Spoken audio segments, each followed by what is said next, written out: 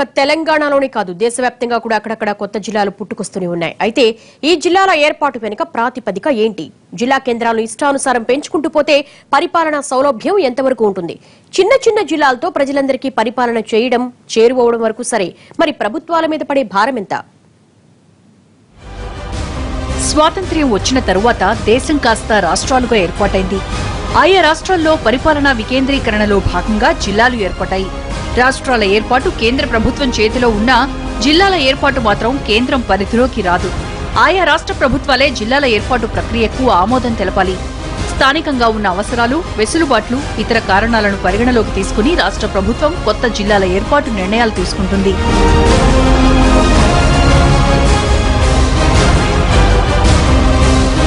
1947లో స్వాతంత్ర్యం వచ్చిన తర్వాత అప్పటి వరకు ఉన్న సంస్థానాలు, స్వతంత్ర రాజ్యాలు అన్నీ భారత్ ప్రభుత్వం కిందకొచ్చాయి. కాశ్మీర్, హైదరాబాద్ మినహా అన్ని రాష్ట్రాలు భారత్ పాలన కిందకొచ్చాయి. తొలినాళ్లలో తెలంగాణ రాష్ట్రం హైదరాబాద్ స్టేట్లో భాగంగా ఉండేది. ఆపరేషన్ పోలోతో హైదరాబాద్ సంస్థానాన్ని కేంద్ర ప్రభుత్వం తన ఆధీనంలోకి తెచ్చుకుంది. ఇక మరో తెలుగు ప్రాంతమైన కోస్తాంధ్ర, రాయలసీమలు మాత్రం మద్రాస్ రాష్ట్రంలో భాగంగా ఉండేవి. 1953లో పొట్టి శ్రీరాములు ఆత్మత్యాగంతో ఆంధ్ర రాష్ట్రం ఏర్పడింది.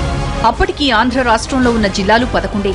ఇక 1956లో మొదటి ఎస్ఆర్సీ సిఫార్సుల మేరకు భాషా ప్రయుక్తంగా రాష్ట్రాల ఏర్పాటు జరిగింది. దాని ప్రకారం హైదరాబాద్ రాజధానిగా తెలంగాణ 9 జిల్లాలను ఏపీలోని 11 జిల్లాలతో కలిపి ఆంధ్రప్రదేశ్ రాష్ట్రాన్ని ఏర్పాటు చేశారు.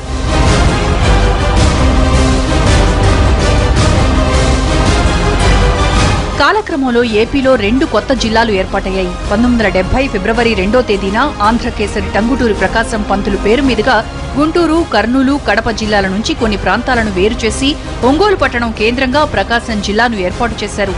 ఇక అక్కడికి 9 ఏళ్ల తర్వాత 1979 జూన్ 1న 2 జిల్లాల ఉత్తరాంధ్రలో పరిపాలనా సౌలభ్యం కోసం 3 జిల్లాలుగా మార్చారు.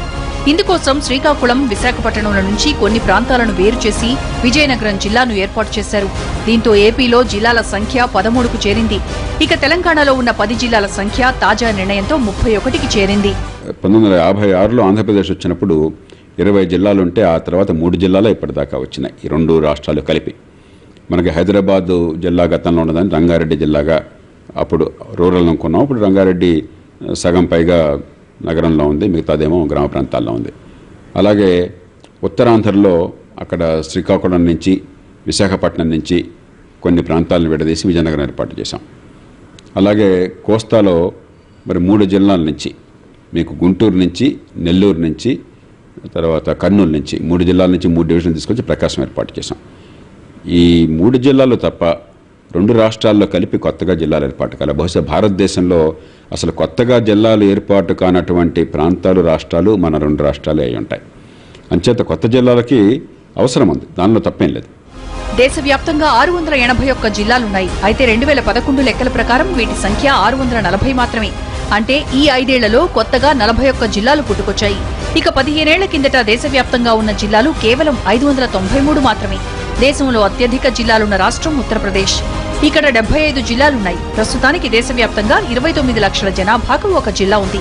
కానీ తెలంగాణలో ఏర్పాటయ్యే కొత్త జిల్లాలో ప్రతి 11 లక్షల మందికి ఒక జిల్లా ఏర్పడనుంది. కొన్ని రాష్ట్రాలు క్రమంగా ఒక్కో జిల్లాను దశలవారీగా ఏర్పాటు చేసుకుంటూ పోతాయి. ఉదాహరణకు 15 ఏళ్ల కిందట ఏర్పడ్డ ఛత్తీస్గఢ్లో 16 జిల్లాలుండేవి. కానీ ఇప్పుడు అక్కడ మరో 11 జిల్లాలు ఏర్పాటు చేశారు. ఇలా అవసరాలు, పరిపాలనా సౌలభ్యాలు, ప్రాంతీయ అభివృద్ధికి అనుగుణంగా జిల్లాల ఏర్పాటు కొనసాగుతుంది.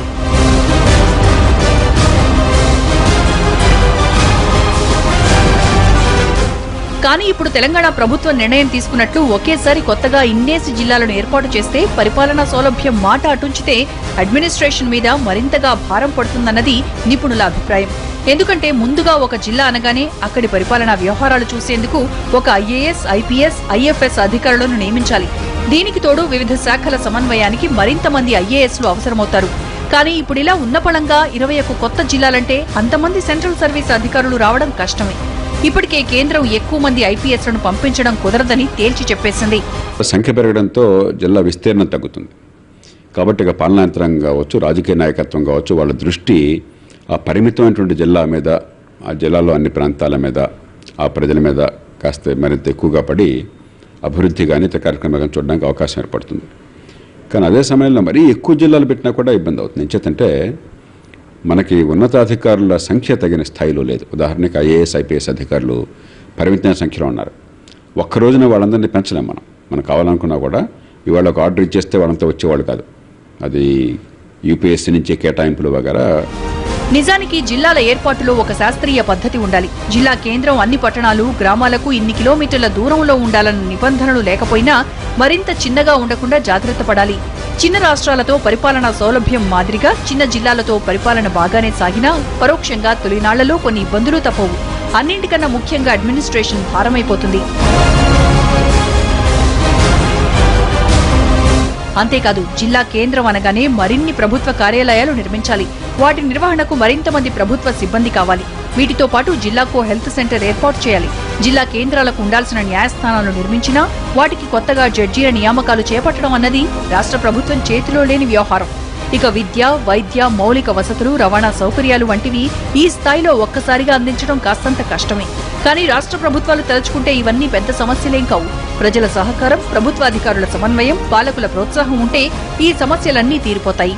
ఆ స్థైర్యంతోనే తెలంగాణ ప్రభుత్వం ఒక్కసారిగా 21 జిల్లాలను అదనంగా ఏర్పాటు చేయడానికి సిద్ధపడింది.